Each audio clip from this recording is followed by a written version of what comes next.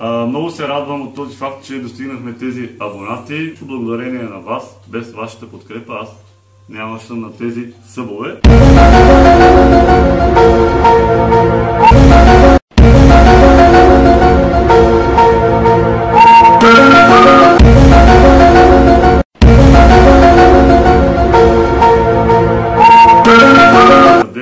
Всеки ден все повече и повече ставаме.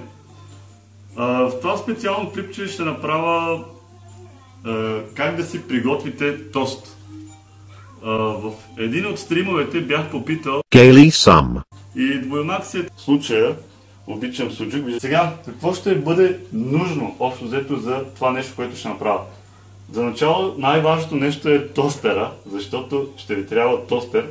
Добра лойка, добра лойка. Отрежете. Примерно, ако не обичате толкова да ви е маслен самата филийка, идиотик! Слагате кашкавала. Ето така, слагате суджука. Ето така. Подреждате го хубаво.